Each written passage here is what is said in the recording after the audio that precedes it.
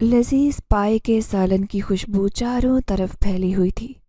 میں اکیلی اتنے بڑے گھر میں جاگ رہی تھی کیونکہ مجھے یہ پائے کا سالن رات کو تیار کرنا تھا۔ صبح تایا ابو نے پورے خاندان کی دعوت کی تھی، انہیں ناشتے پر بلایا تھا۔ ایسے میں سالن بنانے کی ذمہ داری صرف میری تھی۔ اس نئے گھر میں میری بھی پہلی رات تھی۔ خوف کی وجہ سے اس گھر کی بڑی بڑی دیواریں اور اس میں موجود ڈھیر سارے کمرے۔ طیب ابو کی فیملی اتنی بڑی تو نہیں تھی، اسی لیے گھر بھی بہت بڑا لگ رہا تھا۔ سب لوگ ایک ہی کمرے میں جا کر سردی کی شدید راتوں میں نیند کے مزے لے رہے تھے، جبکہ میں اکیلی جا کر اپنے خوف کو پسے پش ڈالے چولہے کے پاس بیٹھی سالن پکنے کا انتظار کر رہی تھی۔ اچانک ہی آہٹ ہوئی اور مجھے صحن کے بیچ میں کوئی کھڑا دکھائی دیا۔ میں حیران تھی کہ کون ہے یہ، جس کی چمکدار آنکھیں اندھیرے میں بھی خوب چمک رہی ہیں۔ یہ ایک لمبا چوڑا وجود تھا۔ میں ایک دم سے اٹھ کھڑی ہوئی۔ طیب ابو کے بڑے بیٹے صابر بھائی کا قد بھی اتنا ہی لمبا تھا۔ پہلے تو مجھے اس سائے پر صابر بھائی کا گمان ہوا، لیکن جب میں نے 2-3 دفعہ آواز دی اور اس نے کوئی حرکت نہیں کی تو میں تو حیران رہ گئی۔ میں اٹھ کر اس سے پہلے کے کمرے میں چلی جاتی۔ اچانک وہ سایہ تیزی سے چلتا ہوا سیڑھیوں کی طرف چلا گیا۔ میں حیران تھی کہ یہ کون ہے جو اس خوفناک گھر کی چھت پر بڑے آرام سے چلا گیا ہے۔ اب میں کچھ سہم گئی کیونکہ آدھی رات کا وقت تھا۔ خوف کے مارے اب مجھ سے یہاں بیٹھنا بھی دشوار ہو گیا، لیکن اگر سالن نہ بنتا تو لازمی صبح مجھے تیمہ کے ہاتھوں ذلیل ہونا پڑتا۔ دل مضبوط کر کے ایک بار پھر سے میں چولہے کے سامنے بیٹھ گئی۔ ابھی تھوڑی دیر ہی گزری تھی کہ اچانک میرے کانوں میں عجیب سی آواز آئی، نور، میری مدد کرو، میں مشکل میں ہوں۔ میں سہم کر جیسے ہی پلٹی تو میرے پیروں تلے سے زمین نکل گئی۔ میرے سامنے وہی وجود کھڑا تھا جس کی چمکدار آنکھیں دیکھ کر میں ڈر گئی تھی، لیکن وہ ایک مجبور حالت میں نظر آ رہا تھا۔ وہ کون تھا یا اس گھر میں کیا کر رہا ہے، مجھے کچھ سمجھ نہیں آئی، لیکن اسے میرا نام معلوم ہے یہ سوچ کر میں دہشت زدہ ہو گئی۔ دھیرے دھیرے وہ میرے قریب آ رہا تھا، لیکن ایسے لگ رہا تھا جیسے میری جان میرے ہاتھوں سے نکل رہی ہے، کیونکہ سیاہ چادر میں چھپا اس کا چہرہ ہی بڑا عجیب تھا۔ جیسے ہی وہ میرے قریب آیا میرے منہ سے ایک چیخ نکلی، کیونکہ میرا نام نور الہدا ہے۔ میں ایک یتیم لڑکی جو اپنے ماں باپ کے مرنے کے بعد تایا تائی کے زیر سایہ پل کر جوان ہوئی تھی۔ میں ایک احساس کمتری کا شکار لڑکی تھی جو کسی کے سامنے آواز بھی نہیں اٹھا سکتی تھی۔ میرے تایا ابو نے مجھے پال پوس کر بہت بڑا احسان کیا تھا، اور اس احسان کو وہ دوسروں کے سامنے جتانا ہرگز نہیں بھولتے تھے۔ یہی وجہ تھی کہ جہاں بھی انہیں اپنی بڑائی کرنے کا موقع ملتا وہ ہر کسی کے سامنے یہی جتاتے کہ یتیم بھتیجی کے سر پر ہاتھ رکھ کر انہوں نے بہت بڑا احسان کیا ہے۔ ان کے اپنے بھی 4 بچے تھے، انہوں نے اپنے 4 بچوں کو خوب پڑھایا لکھایا، ان کی آزادی میں کوئی کسر نہیں چھوڑی تھی، لیکن میں ان کی ایک ایسی غلام تھی جو ان کے سامنے بولنے کی کبھی جرت بھی نہیں کر پاتی۔ تیمہ کا جب دل چاہتا میری ذرا سی غلطی پر سب کے سامنے پیٹنے سے بھی گریز نہیں کرتی تھی۔ ہم جس شہر میں رہا کرتے تھے، اچانک ہی طیب ابو کو وہ گھر چھوڑنا پڑا، کیونکہ جس آدمی کے ساتھ انہوں نے کاروبار کیا تھا اس نے طیب ابو کو اتنا بڑا دھوکہ دیا کہ وہ پائی پائی کے محتاج ہو گئے۔ اتنا قرضہ ہو گیا تھا کہ انہیں اپنا گھر ہی بیچنا پڑا۔ یہ خوفناک اور ویران گھر انہیں رہنے کے لیے مفت میں ملا تھا جو ان کے کسی دوست کا تھا۔ یہ گھر کسی کھنڈر سے کم نہیں تھا، اس میں ڈھیر سارے کمرے، لیکن 2 کمرے ٹوٹے ہوئے تھے۔ پورے گھر میں لائٹ کا کوئی سسٹم نہیں تھا۔ یہی وجہ تھی کہ آدھا حصہ روشنی جبکہ آدھا حصہ اندھیرے میں ڈوبا ہوتا۔ آج اس گھر میں ہمارا پہلا دن تھا۔ اس گھر کو لینے کی خاص وجہ یہ تھی کہ طیب ابو کے ڈھیر سارے رشتہ دار اس محلے میں بھی تھے۔ سب لوگ کہنے لگے کہ اس گھر میں رہنے کا فیصلہ ٹھیک نہیں ہے، انہیں اس گھر میں نہیں رہنا چاہیے کیونکہ یہ گھر تو 20 سال سے بند پڑا ہے۔ لیکن طیب ابو کو ابھی 1 روپیہ بچانا تھا۔ یہی وجہ تھی کہ کسی کی بات پر انہوں نے کان نہیں دھرے اور سامان لے کر اس گھر میں شفٹ ہو گئے۔ پہلے ہی دن ناراض رشتہ داروں کو منانے کے لیے انہوں نے ناشتے پر دعوت کا اہتمام کیا اور اس کے لیے مجھے پائے بنانے کا حکم دے دیا۔ وہ سب خود تو گہری نیند کے مزے لے رہے تھے کیونکہ سبھی تھکن سے چور تھے، جبکہ میں بیچاری آدھی رات کو سالن بنانے کے لیے چولہے کے پاس بیٹھ کر پائے کے سالن پکنے کا انتظار کر رہی تھی۔ لیکن اچانک ہی میرے پیچھے آ کر کوئی کھڑا ہوا تو میں شدید دہشت میں مبتلا ہو گئی۔ وہ ایک خوبصورت نوجوان تھا جس کی نیلی آنکھیں اندھیرے میں بھی چمک رہی تھی۔ میں حیرت سے اس سے پوچھنے لگی کہ وہ میرا نام کیسے جانتا ہے، لیکن اس کی آواز بتا رہی تھی کہ وہ بہت زیادہ تکلیف میں ہے، شاید بیمار ہے۔ لیکن اگلے ہی لمحے اس کی اس بات نے مجھے حیران کر دیا جب وہ کہنے لگا کہ میری مدد کرو۔ میں بھلا اس اجنبی نوجوان کی مدد کیسے کر سکتی تھی جبکہ میرے پاس تو پھوٹی کوڑی بھی نہیں تھی۔ ابھی اس سے پہلے کہ میں اس سے یہ کہتی کہ میرے پاس کچھ بھی نہیں ہے، اچانک ہی وہ کہنے لگا کہ میں کئی دن سے بھوکا ہوں، مجھے اس خوشبو نے یہاں آنے پر مجبور کیا ہے، تم مجھے تھوڑا سا کھانا ہی دے دو۔ یہ بات مجھے تھوڑی عجیب سی لگی، لیکن میں نے اسے پائے کا سالن دینے کا فیصلہ کر لیا۔ میں نے اسے ایک بڑے سے پیالے میں پائے کا سالن ڈال کر دیا، لیکن جیسے ہی وہ سالن لے کر چھت کی طرف جانے لگا تو میری حیرت عروج پر تھی۔ میں حیران تھی کہ یہ چھت پر کیوں جا رہا ہے اور یہ کہاں سے آیا ہے، اس گھر میں کیا کر رہا ہے؟ ایسے کئی سوال تھے جو میرے ذہن میں اٹھ رہے تھے۔ وہ تو سالن لے کر غائب ہو گیا، لیکن اب سالن پک کر تیار ہو گیا تھا، اسی لیے میں بھی سونے کے لیے اس کوٹھری میں چلی آئی۔ حالانکہ اس کمرے میں اکیلے سوتے ہوئے بہت ڈر لگ رہا تھا، لیکن میں جانتی تھی کہ تیمہ میری اوقات اچھی طرح سے پہچانتی ہے اور میری اتنی اوقات نہیں تھی کہ میں ان سب کے پاس جا کر سو سکوں۔ اسی لیے مجھے اکیلے اسی کوٹھری میں سونا تھا۔ لیکن سونے سے پہلے میرے ذہن میں وہ نوجوان تھا جو نہ صرف میرا نام جانتا تھا بلکہ بے تکلفی سے مجھ سے سالن بھی لینے آ گیا تھا۔ شکل سے وہ بیمار لگ رہا تھا۔ آخر وہ ہے کون؟ کتنی دیر سوچنے کے بعد میں نیند کی آغوش میں چلی گئی۔ صبح تیمہ کی چیختی ہوئی آواز میرے کانوں میں آئی۔ میں فوراً بستر سے اٹھ کھڑی ہوئی۔ ابھی مجھے سب کے لیے پراٹھے بھی بنانے تھے اور ناشتے کا اہتمام بھی کرنا تھا۔ سالن بڑا ہی لذیذ پک کر تیار ہوا تھا۔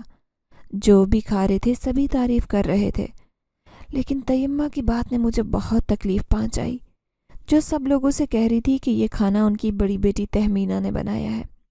میں چپ چاپ جلدی پراٹھے بیلنے میں مصروف تھی۔ جب سارے مہمان چلے گئے تبھی تیمہ کی چیختی ہوئی آواز آئی۔ انہیں وہ پیالہ مل گیا تھا جو میں نے رات کو اس نوجوان کو دیا تھا۔ وہ پیالہ انہیں چھت پر نظر آ گیا کیونکہ وہ ان کے جہیز کا پیالہ تھا، اسی لیے وہ سب سے کہتی تھی کہ یہ میری ماں کی نشانی ہے۔ جب انہیں وہ پیالہ چھت پر پڑا ہوا نظر آیا تو وہ غصے سے آگ بگولا ہو گئی۔ مجھے سب کے سامنے ذلیل کرتے ہوئے کہنے لگی، آخر یہ پیالہ چھت پر کیا کر رہا ہے؟ اب میں شدید پریشانی کا شکار تھی کہ میں سب کو اس نوجوان کے بارے میں بتاؤں یا نہیں جو رات کو مجھ سے سالن لینے آیا تھا، لیکن میں نے اپنے لب سی لیے۔ وہ مجھ پر غصے سے لفظوں کی بوچھاڑ کرتی رہی، لیکن میں خاموشی سے ان کی باتیں سنتی رہی۔ نہ جانے کیوں میں ان سے رات والی بات چھپا چکی تھی۔ شاید میرے دل میں بھی چور تھا۔ مجھے اس کی نیلی آنکھیں اب تک یاد تھی جو اندھیرے میں خوب چمک رہی تھی۔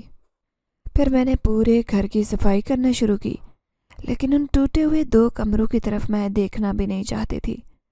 نہ جانے کیوں مجھے ان کمروں سے خوف محسوس ہو رہا تھا۔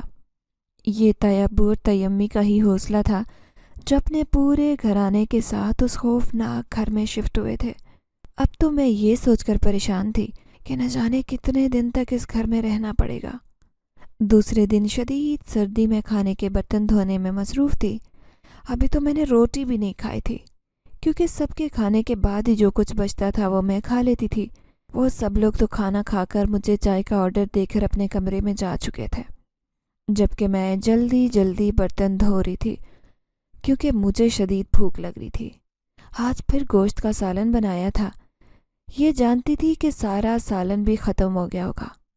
ہر ایک جو بھی دیگچی میں تھوڑا بہت سالن بچا ہوتا تھا وہی میرے نصیب میں ہوتا تھا، اور میں اسے اپنا نصیب سمجھ کر خدا کا شکر ادا کر کے کھا لیتی۔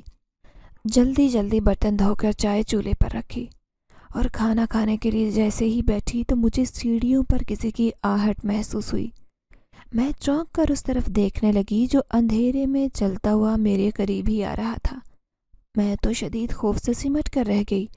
یہ تو وہی تھا، کالی چادر میں لپٹا ہوا، جس کا چہرہ واضح نہیں تھا، لیکن ہاں، آنکھوں کی چمک بتاتی تھی کہ وہ مجھے ہی دیکھ رہا ہے۔ میں چوکنا ہو کر اسے دیکھنے لگی۔ میں آج اس سے پوچھنا چاہتی تھی کہ وہ کون ہے اور اس گھر میں کیا کر رہا ہے، لیکن وہ میرے سامنے آ کر بیٹھ گیا۔ نور، میں بھوکا ہوں، مجھے بھی کھانا دو۔ اب میرے ہاتھ پاؤں کانپ رہے تھے۔ میں نے چپ چاپ اپنی ایک روٹی اس کے سامنے رکھ دی۔ کھانا لے کر ہمیشہ کی طرح سیڑھیاں پھلانگتا اوپر چھت پر چلا گیا اور میں چپ چاپ اسے جاتا ہوا دیکھتی رہی۔ یہ ایک راز کی بات تھی کہ چھت پر رہنے والا یہ نوجوان کون تھا، اور میں کسی کو یہ بتا بھی نہیں سکتی تھی کہ اس گھر میں موجود یہ ٹوٹے ہوئے 2 کمرے بھی خوف کی علامت تھے۔ ابھی بھی اس گھر میں آئے ہوئے چند دن ہی ہوئے تھے۔ میں اب تک یہ راز نہیں جان پائی کہ آخر اس خوفناک گھر کی چھت پر رہنے والا نوجوان کون ہے، جو اتنے پراسرار انداز میں میرے سامنے آتا ہے، وہ بھی آدھی رات کو۔ اس گھر میں عجیب سا تو مجھے کب سے محسوس ہوتا تھا، لیکن میں نے کبھی یہ بات نہیں کہی تھی۔ لیکن اگلے دن کچھ ایسا ہوا جس نے مجھے چونکا دیا۔ میں آدھی رات کو اپنی کوٹری میں گہری نیند سو رہی تھی جب مجھے شدید کھانسی کی آواز آئی۔ میں حیران تھی کہ اتنے برے انداز میں کھانسنے والا یہ کون ہے۔ کھانسی کی آواز سے پتہ چلتا تھا کہ کوئی بھی شخص جو کھانسی کر رہا ہے وہ کئی دن سے بیمار ہے۔ اس بات نے مجھے پریشان کر دیا۔ تبھی میں اپنے کمرے سے نکلی۔ ہر طرف سناٹا چھایا ہوا تھا۔ مجھے شدید گھبراہٹ بھی ہوئی، لیکن مسلسل کھانسی کی آواز نے میرے قدم اس طرف بڑھا دیے۔ میں یہ دیکھ کر حیران تھی کہ کھانسنے کی آواز چھت سے آ رہی تھی۔ اب میرے پاس اس کے سوا اور کوئی چارہ نہیں تھا کہ میں جا کر دیکھتی کہ آخر چھت پر موجود شخص کون ہے جو اتنے برے انداز میں کھانس رہا ہے۔ جہاں تک مجھے شک ہو رہا تھا، یہ وہی شخص تھا جو آدھی رات کو میرے سامنے کھانا مانگنے آ گیا تھا۔ دھیمے دھیمے قدموں سے چلتی میں سیڑھیوں تک آئی۔ میں نے دیکھا ہر طرف سناٹا چھایا ہوا تھا۔ گھر کے تمام لوگ ہی گہری نیند میں اپنے اپنے کمرے میں سو رہے تھے، جبکہ میں بے چین سی ہو کر سیڑھیوں سے چلتی ہوئی اوپر چھت پر آ چکی تھی۔ حالانکہ ٹوٹی ہوئی چھت کو دیکھ کر میری ہمت نہیں ہو رہی تھی کہ میں اس طرح آتی۔ اوپر سے اندھیرا بھی حد سے زیادہ تھا، لیکن پھر بھی میں اس شخص کو تلاش کرتی ہوئی چھت پر آ چکی تھی۔ میں یہ دیکھ کر حیران رہ گئی کہ کالی چادر میں لپٹا یہ نوجوان وہی ہے جو ہر روز مجھ سے کھانا مانگنے آتا ہے۔ وہ چھت کی ٹوٹی ہوئی دیواروں سے ٹیک لگا کر یوں بیٹھا ہوا تھا، ایسے لگ رہا تھا کہ جیسے اس کی حالت بہت زیادہ خراب ہو۔ اب میں اس کے قریب پہنچ چکی تھی، لیکن اس کا چہرہ چاند کی روشنی کے باوجود واضح نہیں تھا۔ وہ گھٹنوں میں منہ چھپائے بیٹھا ہوا تھا۔ کیا ہوا؟ تم اس طرح سے کیوں کھانس رہے ہو؟ اور اتنی ٹھنڈ میں چھت پر کیوں بیٹھے ہو؟ میں پوچھے بغیر نہیں رہ سکی۔ جیسے ہی اس کے سامنے گئی، اس نے اپنا چہرہ اوپر کیا۔ اس کی نیلی آنکھیں دیکھ کر میں حیران تھی۔ بلا شبہ وہ بہت خوبصورت تھا۔ میں حیران تھی کہ وہ یہاں چھت پر کیوں رہتا ہے۔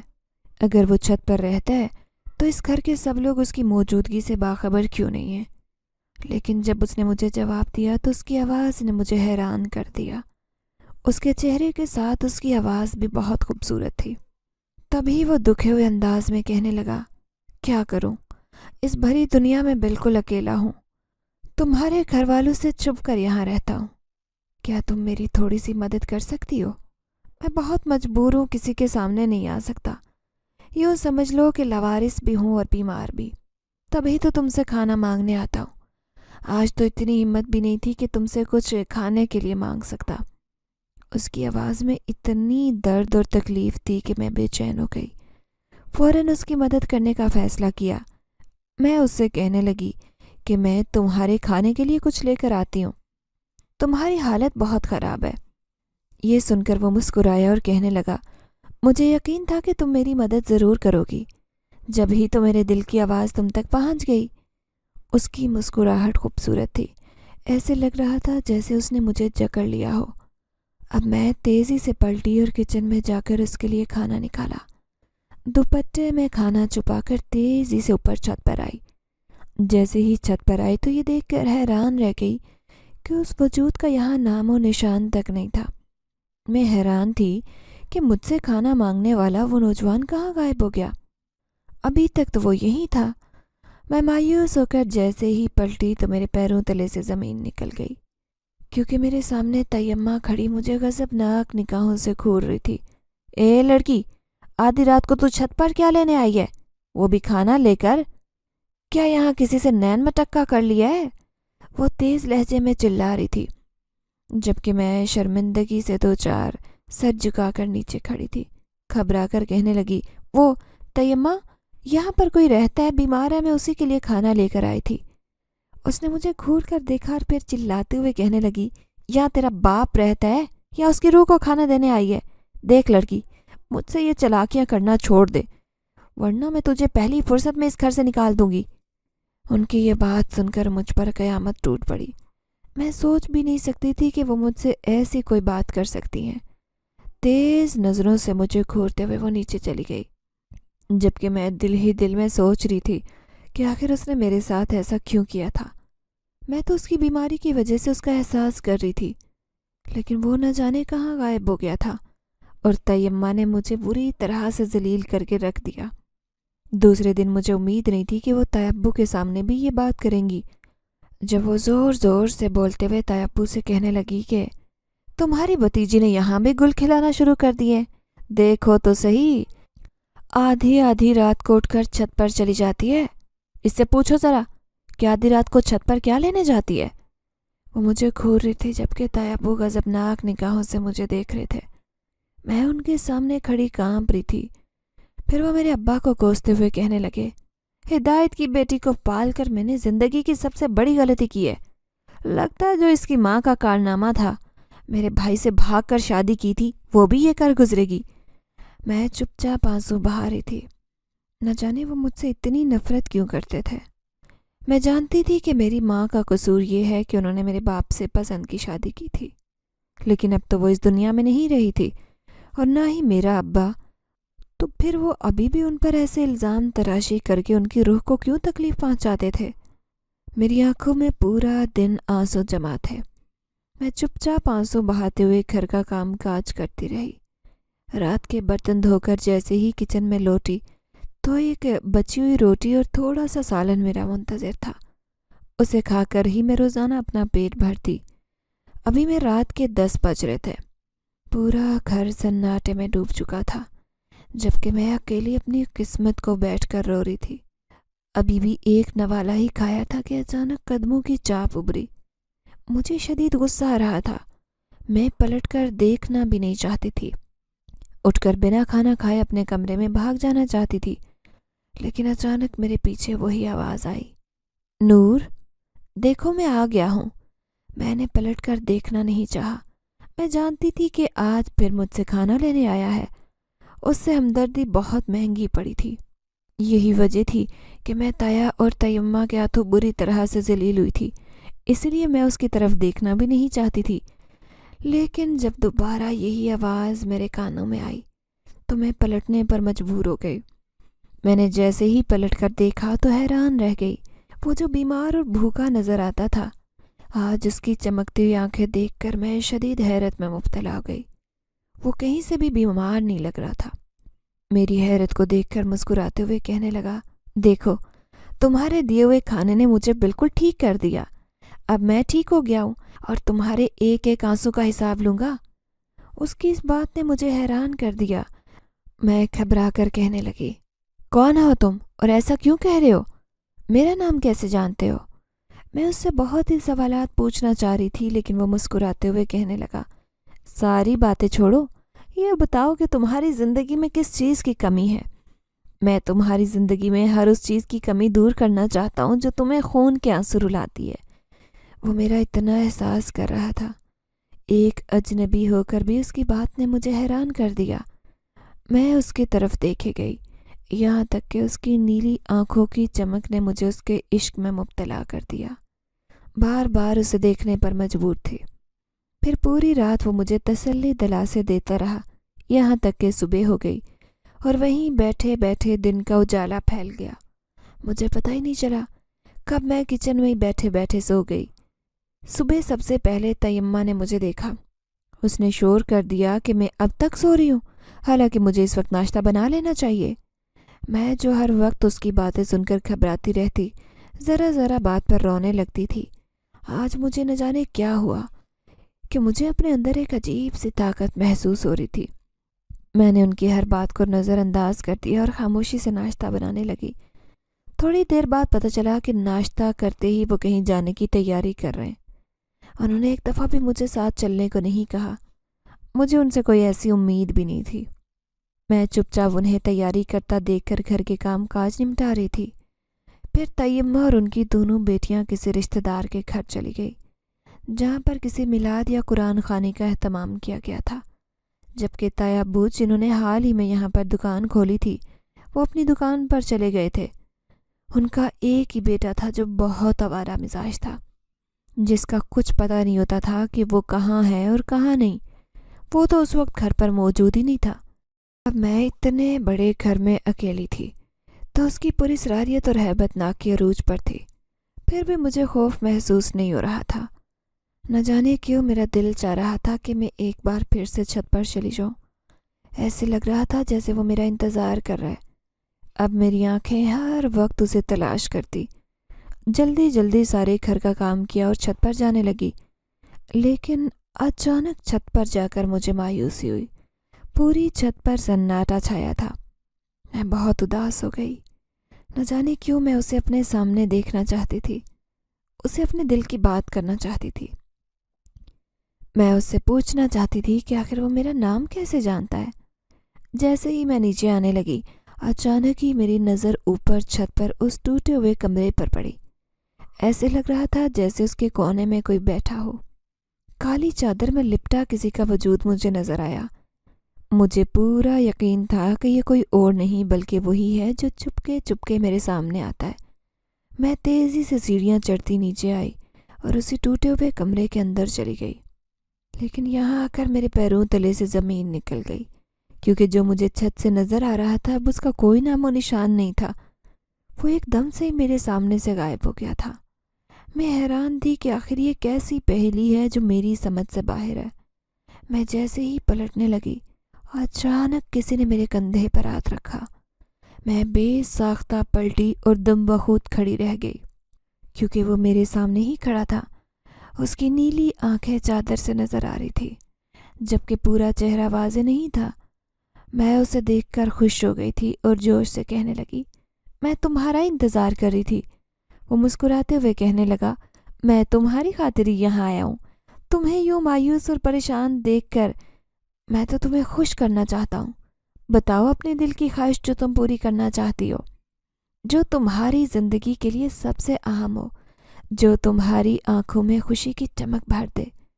میں حیرت سے کہنے لگی، آخر تم میری خواہش کیسے پوری کر سکتے ہو؟ کیا تمہارے پاس کوئی ایسی طاقت ہے؟ یہ سن کر وہ بڑے عجیب انداز سے مسکرایا۔ اچانک اس نے اپنی چادر اپنے چہرے سے ہٹائی۔ اس کی نیلی آنکھیں بہت خوبصورت، لیکن باقی چہرے کے تاثرات بڑے عجیب و خوفناک تھے۔ میں 2 قدم پیچھے ہٹ گئی، کیونکہ آج سے پہلے میں نے ایسا وجود نہیں دیکھا تھا۔ وہ انسانی روپ میں کچھ عجیب سا تھا۔ میں جو اسے بہت خوبصورت نوجوان سمجھتی تھی، آج اس کا اصلی روپ میرے سامنے آیا تو خوف سے کانپنے لگی۔ کانپتے ہوئے لہجے میں نے اس سے کہا کہ کون ہو تم؟ یہ سن کر وہ مسکرایا، حالانکہ اس کا چہرہ بہت خوفناک تھا، لیکن یہ اس کی مہربانی تھی۔ وہ کہنے لگا، فکر نہ کرو، میں تمہیں کوئی نقصان نہیں پہنچاؤں گا۔ اس گھر میں رہنے والا میں ایک جن زاد ہوں۔ پچھلے 20 سال سے یہاں پر رہتا ہوں۔ اسی ٹوٹے ہوئے گھر کو میں نے اپنا مسکن بنایا تھا۔ یہ گھر جو کئی سالوں سے خالی پڑا تھا، آج اچانک آباد ہوا تو مجھے بہت غصہ آیا، لیکن اس وقت میری حالت ہی بڑی خراب تھی۔ میں شدید کمزور اور بیمار حالت میں تھا، اس لیے کچھ بھی کر نہیں سکتا تھا۔ مجھے توانائی کی ضرورت تھی، کیونکہ اس گھر میں ایسے انسانوں کا آنا جانا تھا جو شیطان فطرت ہوتے ہیں۔ اس نے میری موجودگی بھانپ لی تھی۔ ایک انسان جو بڑا ہی شیطانی سوچ رکھتا تھا، وہ مجھے اپنے زیر اثر کرنے آیا تھا۔ اس نے مجھ پر ایسا عمل کیا جس کی وجہ سے میں اپنی طاقتیں کھو بیٹھا۔ بیماری کی حالت میں اس سے چھپتا پھر رہا تھا، کیونکہ میں نہیں چاہتا تھا کہ میں اس کے زیر اثر آ کر شیطانی کام میں اس کا ساتھ دوں۔ اسی لیے میں ایک ایسی جگہ پر چلا گیا تھا جہاں پر رہنا میرے لیے ٹھیک نہیں تھا۔ میں بالکل بے بس ہو گیا تھا۔ وہ مایوس ہو کر یہاں سے چلا گیا، لیکن میں شدید بیمار تھا۔ ایسے میں جب یہاں آ کر ایک خاندان آباد ہوا تو میں شدید الجھن کا شکار ہو گیا تھا۔ ایسے لگ رہا تھا کہ میری زندگی کی آخری سانسیں چل رہی ہیں، کیونکہ میں تو کسی کو دکھائی بھی نہیں دیتا تھا۔ بڑی مشکل سے آدھی رات کو تمہارے سامنے مدد مانگنے آیا۔ تمہارے چہرے کی مہربانی نے احساس دلایا کہ دنیا میں موجود ہر انسان برا نہیں۔ میں جب بھی تم سے کھانا مانگتا، تم نے میری مدد کی، جسے کھا کر میں نے اپنے اندر بہت طاقت محسوس کی۔ در حقیقت یہ طاقت تمہاری ہمدردی اور مہربانی کی تھی، جو تم ایک کھانے کی صورت میں مجھے دے رہی تھی۔ پھر ایسا ہوا کہ میں بالکل ٹھیک ہو گیا۔ اب میں سوچ رہا ہوں کہ اس گھر سے کہیں دور چلا جاؤں، کیونکہ تمہارا خاندان اس گھر میں آباد ہے۔ میں نہیں چاہتا کہ اسے کوئی نقصان پہنچے یا وہ میری موجودگی بھانپ لے، لیکن جانے سے پہلے میں تمہاری خواہش پوری کر دینا چاہتا ہوں تاکہ تمہاری زندگی میں ہر طرف خوشیاں ہی خوشیاں ہوں۔ میں بت کی طرح کھڑی اس کی باتیں سن رہی تھی۔ ایسے لگ رہا تھا جیسے میں کوئی خواب دیکھ رہی ہوں۔ وہ مسلسل مجھ سے ضد کر رہا تھا کہ وہ میری بڑی سے بڑی خواہش پہ پوری کر سکتا ہے۔ اس کے اندر بہت ساری ایسی طاقتیں ہیں جو کسی انسان کے اندر نہیں ہوتی۔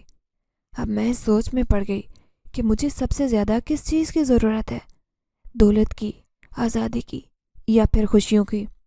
میرے پاس کچھ بھی نہیں تھا۔ ایسے میں سوچنے لگی کہ فی الحال مجھے اپنی زندگی کے لیے کچھ ایسا کرنا ہے کہ آگے چل کر مجھے کوئی پریشانی نہ ہو۔ میں نے اس سے خواہش کی تھی کہ مجھے دولت کی صورت میں کچھ زیورات چاہیے جو میری آنے والی زندگی کے لیے آسانی پیدا کر سکیں، کیونکہ دولت کے بغیر کچھ بھی نہیں تھا۔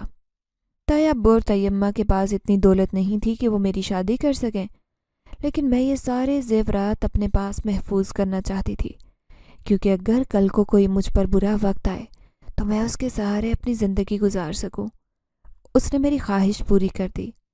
اس نے مجھے کہا کہ آج رات جب میں سوؤں گی تو صبح اٹھ کر اپنے تکیے کے نیچے سے مجھے قیمتی چیز ملے گی۔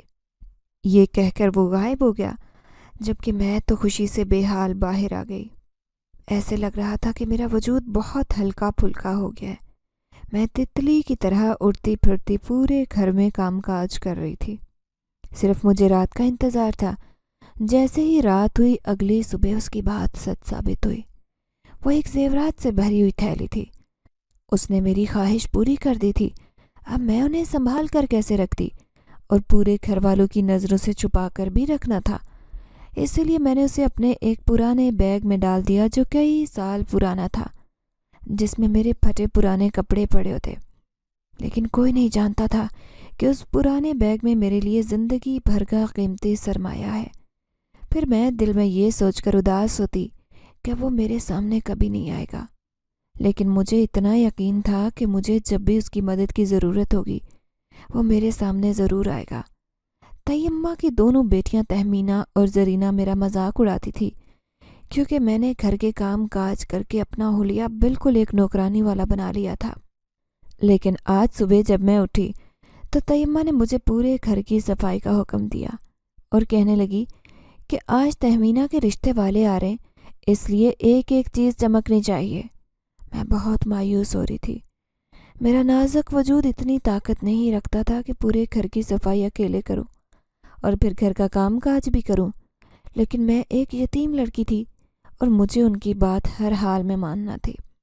میں گھر کے کام کاج کرتی ہوئی سوچ رہی تھی کہ اس جنزادے سے مدد مانگنے کے باوجود میری زندگی میں کوئی آسانی نہیں ہوئی۔ میں اب بھی زندگی کے اسی موڑ پر کھڑی ہوں جہاں تکلیف اور پریشانیوں کے سوا کچھ بھی نہیں ہے۔ تھوڑی دیر کے بعد میں تھکن سے بے حال ہو گئی، لیکن جیسے ہی تہمینہ کے رشتے والے آئے، طیمہ نے مجھے فوراً کچن میں بھیج دیا۔ میں نے سارے لوازمات تیار کیے۔ جیسے ہی انہیں لے کر جانے لگی، طیمہ نے مجھے پیچھے زور سے دھکا دیا اور کہنے لگی، رشتہ تمہارے لیے آیا ہے، تہمینہ کے لیے آیا ہے، اپنی اوقات میں رہو تم۔ میں آنسو بھری نظروں سے انہیں دیکھ رہی تھی۔ میرا ایسا کوئی ارادہ نہیں تھا۔ میں تو سوچ بھی نہیں سکتی تھی کہ وہ میرے ساتھ مہمانوں کی موجودگی میں کچھ ایسا سلوک کریں گی۔ ان کے دھکے کی وجہ سے میں نیچے گر گئی۔ جبکہ تہمینہ اور زرینہ میرا مذاق اڑا رہے تھے۔ پھر وہ دونوں بہنیں سارا سامان اندر لے گئی، جبکہ میں اپنے کوٹھری نما کمرے میں آ کر رونے لگی۔ آخر میرے ساتھ ایسا کیوں ہوا تھا؟ اچانک میرے دل نے فیصلہ کیا، میں آج ہی یہ گھر چھوڑ کر چلی جاؤں گی، کیونکہ اب میرے پاس دولت کی طاقت ہے۔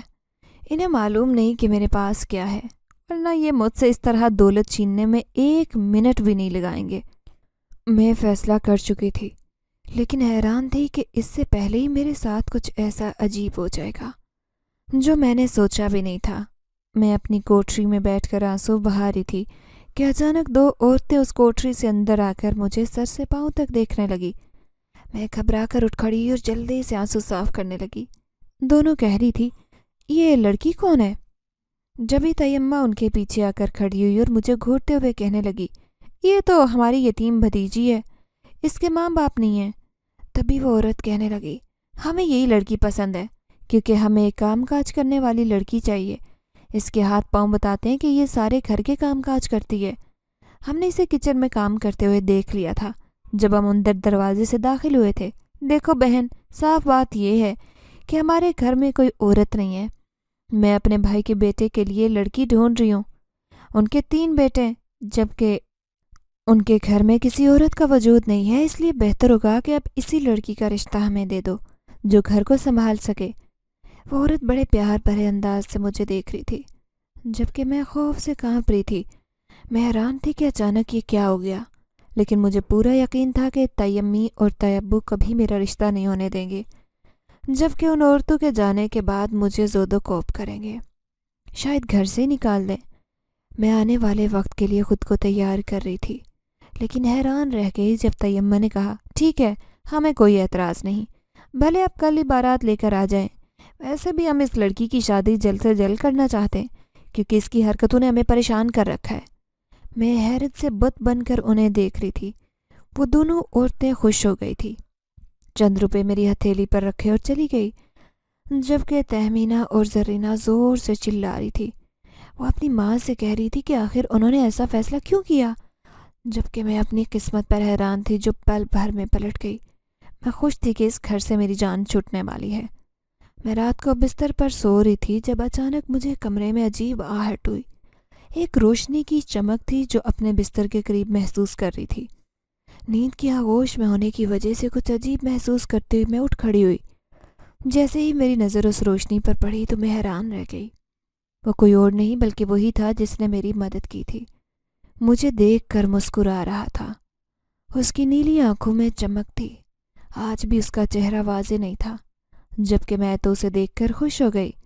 پھر وہ سرگوشی میں کہنے لگا، وہ عورتیں ایسے ہی تم تک تو نہیں پہنچی تھی، انہیں میری طاقت نے یہاں پہنچایا تھا، کیونکہ تم چاہتی تھی کہ اس گھر سے دور چلی جاؤ، اس لیے یہی طریقہ تھا کہ تمہیں اس گھر سے دور بھیج دیا جائے۔ اور تمہاری تیمہ نے بھی میری طاقت کی وجہ سے ہاں کی ہے، ورنہ وہ تمہیں بہت مار پیٹ کر کے اس گھر سے نکالنا چاہتی تھی۔ لیکن اب تم عزت سے اس گھر سے رخصت ہوگی، اسی میں تمہاری خوشی اور عزت ہے، جبکہ میں تمہیں خوش دیکھ کر خوش ہوتا ہوں، نور الہدیٰ۔ اس نے میرا پورا نام پکارا تھا۔ میں سمجھ گئی تھی کہ اسے میرا نام کیسے معلوم ہے۔ ظاہر ہے وہ ایک جن زادہ تھا، اپنی طاقت سے کچھ بھی کر سکتا تھا۔ میری آنکھوں میں خوشی کے آنسو تھے۔ میں جانتی تھی کہ ان قریب میں دلہن بننے والی ہوں۔ پھر میں اسے کہنے لگی، لیکن میں اس ساری دولت کا کیا کروں جو تم نے مجھے دی ہے؟ اب مجھے اس کی ضرورت نہیں ہے۔ وہ مسکراتے ہوئے کہنے لگا، یہ تم اپنے پاس ہی رکھو، ہو سکتا ہے آنے والے وقت میں تمہیں اس کی ضرورت پڑ جائے، اس لیے یہ صرف تمہاری ہے۔ میں اس کی بات سن کر خوش ہو گئی۔ اب میں جانتی تھی کہ میرے ساتھ کچھ برا نہیں ہو سکتا، کیونکہ وہ میرے ساتھ ہے، اس کی طاقت میرے ساتھ کچھ برا نہیں ہونے دے گی۔ پھر اس ٹوٹے خوفناک گھر میں شہنائیاں بجنے لگی، اور یہ شہنائیاں میری شادی کی تھی، کیونکہ تیابو نے صرف 1 ہفتے کا ٹائم لے کر میری شادی طے کر دی تھی، اور مجھے بھی کوئی اعتراض نہیں تھا، کیونکہ میں جلد سے جلد یہاں سے جانا چاہتی تھی۔ میں نے اپنی 20 سالہ زندگی بہت کٹھن اور دشوار گزاری تھی۔ اب ہمت نہیں تھی کہ میں مزید ظلم و ستم برداشت کر سکوں۔ پھر میں دلہن بن کر تیار ہوئی اور میں نے اپنی شادی کا جوڑا، اپنی ماں کی نشانی جو اس نے کئی سال پہلے رکھی تھی، وہی پہن لیا۔ اس جوڑے میں بھی میں بہت خوبصورت لگ رہی تھی۔ میں اپنے آپ کو آئینے میں دیکھنے لگی۔ دل تو چاہ رہا تھا کہ جو زیورات میرے پاس رکھے وہ سارے پہن لوں، لیکن مجھے لوگوں کا بھی ڈر تھا، اسی لیے میں نے ان زیورات کو اپنے پاس چھپا لیا۔ پھر میری رخصتی ہو گئی۔ میں نے نکاح کے بعد بھی اپنے شوہر کو نہیں دیکھا تھا، حالانکہ میں کار میں بیٹھ کر اپنے سسرال آ گئی۔ آج میری نئی زندگی کا آغاز ہونے والا تھا۔ میں جانتی تھی کہ اس گھر میں کسی عورت کا وجود نہیں ہے، مجھے ہی پورے گھر کو سنبھالنا تھا، اور میں اس گھر کو سنبھالنے کے لیے تیار تھی بھی۔ جیسے ہی میرا شوہر کمرے میں آیا، میں اسے دیکھ کر حیران تھی۔ کس منہ سے اپنے رب کا شکر ادا کرتی، اس نے خوبصورت ہمسفر میرے نصیب میں لکھ دیا تھا۔ میں اسے دیکھ دیکھ کر حیران تھی۔ اس کی آنکھیں بھی بالکل نیلی تھی، اس جیسی بے اختیار۔ مجھے اس کا خیال آیا، اب میری زندگی میں کسی انسان کا اضافہ ہو گیا تھا، شاید وہ میرے سامنے کبھی نہ آئے۔ لیکن میرا شوہر کمرے میں آتے ہی سو گیا۔ مجھے بہت مایوسی ہوئی۔ اس نے مجھ سے کوئی بات نہیں کی تھی، نہ ہی مجھے کوئی تحفہ دیا۔ میری آنکھوں میں آنسو آ گئے۔ کیا میری پھر کوئی نئی آزمائش شروع ہونے والی ہے؟ پوری رات میں بیٹھی رہی، لیکن وہ کروٹ بدل کر سوتا رہا۔ پھر صبح فجر میں اٹھ کر میں نے نماز پڑھی، اور میں بھی کپڑے بدل کر سو گئی۔ مجھے اپنے شوہر کے رویے کی سمجھ نہیں آئی تھی۔ تبھی ایک بوڑھا شخص اندر داخل ہوا۔ یہ میرا سسر تھا، جو مجھ سے پوچھ رہا تھا کہ میں خوش تو ہوں۔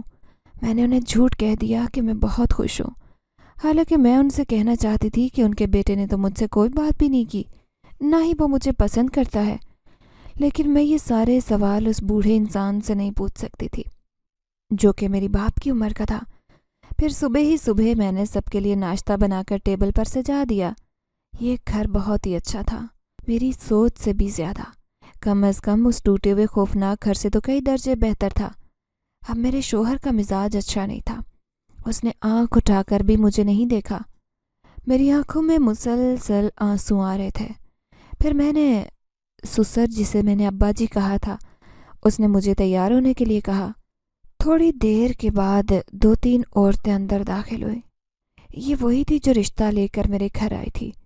مجھے تیار دیکھ کر کہنے لگی، ماشاء اللہ بہت خوبصورت لگ رہی ہو۔ میں ان کی بات پر مسکرا دی، لیکن اندر ہی اندر میرا دل رو رہا تھا۔ میرے سامنے بیٹھی عورت سے میں کہنا چاہ رہی تھی کہ جب میرا شوہر اس شادی کے لیے رضامند نہیں تھا تو میرے ساتھ زبردستی شادی کیوں کی اس کی؟ پھر میرے گھر میں بھی کوئی مجھے لینے نہیں آیا، کیونکہ میرا بھی کوئی اپنا نہیں تھا۔ میں یہ سوچ کر آنسو بہا رہی تھی، اکیلی ہی کمرے میں بیٹھی تھی کہ اچانک میرا شوہر اندر آیا۔ وہ مجھے روتے دیکھ کر حیران تھا۔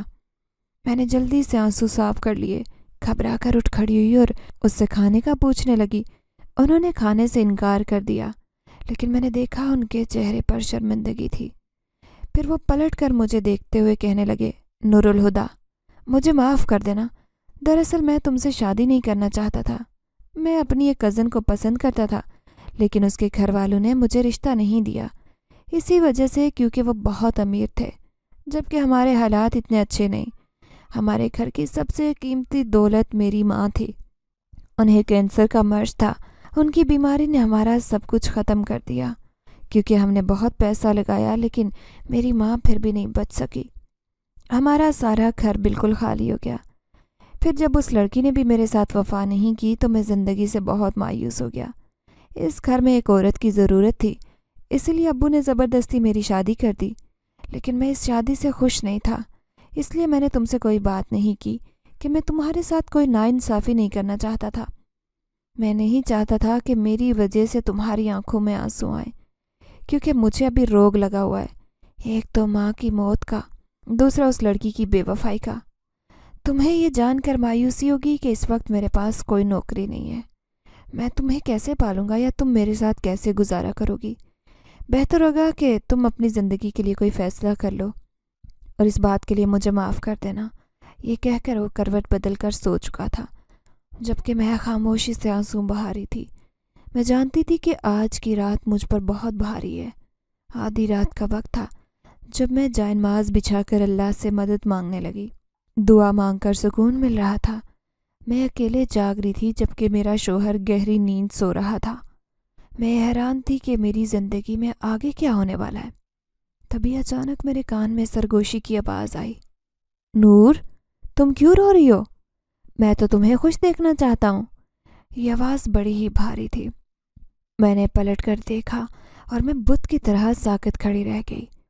کھڑکی کے پردے کے پیچھے کھڑا اس کا وجود آج بھی میری خوشیوں کی دعا کر رہا تھا۔ میں اسے دیکھ کر حیران تھی۔ میں مایوسی سے اسے دیکھتے ہوئے کہنے لگی، میرے نصیب میں خوشیاں نہیں ہیں۔ میں ایک ایسی لڑکی ہوں جو جہاں جاتی ہے وہاں کی ہریالی بھی بنجر بن جاتی ہے۔ دیکھو، یہاں میں گھر بنانے آئی تھی، لیکن یہ گھر میرے لیے کھنڈر بن گیا ہے۔ جلدی مجھے یہاں سے نکال دیا جائے گا، پھر میرا ٹھکانہ یتیم خانہ ہوگا۔ میں اپنے تائے ابو کے گھر بھی واپس نہیں جا سکتی۔ آنے والی زندگی کے لیے میرے دل میں کتنے خدشات تھے، یہ میں نے سب اس کے سامنے ظاہر کر دیے۔ وہ مسکراتے ہوئے کہنے لگا، نہیں، تمہارا شوہر ہی تمہارا ہمسفر ہے۔ دیکھنا، ایک دن یہ تم سے بہت محبت کرنے لگے گا۔ میں حیرت سے اسے دیکھتے ہوئے کہنے لگی کہ وہ کیسے؟ تو وہ مسکراتے ہوئے کہنے لگا، ابھی وہ مایوس ہے۔ زندگی نے اسے بہت ساری ٹھوکریں دی ہیں، لیکن تم نے اسے سنبھالنا ہے، وہ بھی اپنی عقل مندی سے۔ یہ بات تم نے سوچنی ہے۔ میں صرف تمہارے لیے دعا کر سکتا ہوں۔ میں چاہتا ہوں کہ تم اپنی آنے والی زندگی میں بہت خوش رہو۔ اس کی اس بات نے مجھے کافی حیران پریشان کر دیا تھا۔ پھر وہ میرے سامنے سے غائب ہو گیا۔ مجھے ایک نئی سوچ دے کر صبح جب میرا شوہر ہاتھوں میں کاغذات اٹھا کر نوکری ڈھونڈنے کے لیے جا رہا تھا، تبھی میں نے اسے آواز دے کر روکا، آپ نوکری چھوڑ دیں اور کوئی کاروبار کریں۔ میرے دل سے یہ آواز آئی تھی۔ میں خود بھی حیران تھی کہ میں نے اسے ایسا کیوں کہا۔ وہ حیرت سے مجھے دیکھتے ہوئے کہنے لگا، جانتی بھی ہو کاروبار کے لیے کتنے سرمائے کی ضرورت ہوتی ہے۔ ابھی ہمارے گھر کے حالات ایسے نہیں ہیں، اور نہ ہی گھر میں کوئی زیور بچا ہے۔ اچانک ہی میرے ذہن میں جھماکا ہوا۔ میرے پاس زیورات کی کوئی کمی نہیں تھی جو بہت قیمتی تھے، اور اس وقت میرے لیے سب سے قیمتی میرا شوہر تھا۔ میں چپکے سے الماری کی طرف گئی، سارے زیورات شوہر کے حوالے کیے تو وہ حیران تھا کہ میرے پاس یہ سب کہاں سے آیا۔ میں نے اس سے کہہ دیا کہ میری ماں کی نشانی ہے جو اس نے میری شادی کے لیے رکھے تھے، ابھی کاروبار کے لیے استعمال کریں، ہم دونوں نے زندگی ایک ساتھ گزارنی ہے۔ اس کی آنکھوں کی چمک بتاتی تھی کہ اسے مجھ سے ایسی بات کی توقع نہیں تھی۔ پھر اس نے میرا شکریہ ادا کیا۔ دوسرے ہی دن اس نے اپنے کاروبار کا آغاز کیا، بلکہ نہ صرف اس نے اپنے کام کا آغاز کیا بلکہ اپنے چھوٹے بھائیوں کو بھی کاروبار میں لگا دیا۔ گھر میں خوشحالی آئی تو ہر طرف خوشیاں مہکنے لگی۔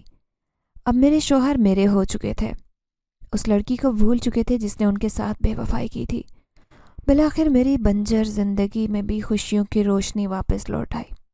یہ سب کچھ اس نیک مخلوق کی وجہ سے ہوا تھا، جس نے میری ذرا سی نیکی کی وجہ سے میرے ساتھ وہ کیا تھا جس کی مجھے کسی سے کوئی امید نہیں تھی۔